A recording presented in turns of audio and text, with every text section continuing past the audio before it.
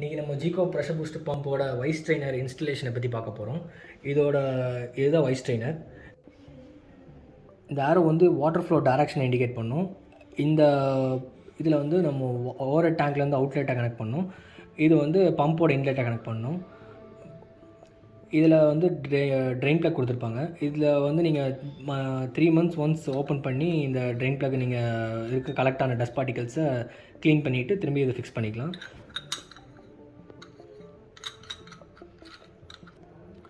இன்ஸ்டலேஷனில் இதோட பொசிஷன் வந்து கீழே பார்த்தே இருக்கணும். அப்போ தான் உங்களுக்கு கீழே கனெக்ட் ஆகும். ட்ரெயின் பண்ணுறது உங்களுக்கு ஈஸி. இன்ஸ்டால் பண்ணுறதுக்கு முன்னாடி நீங்கள் வந்து டெஃப்லான் டேப் நல்லா லீக் இல்லாத மாதிரி சுற்றிக்கோங்க. இதை இப்போ டெமோக்காக நான் உங்களுக்கு டெஃப்லான் டேப் இல்லாமல் சுற்றி காமிக்கிறேன். இதை வந்து பம்போட இன்லெட்டில் கனெக்ட் பண்ணிக்கோங்க.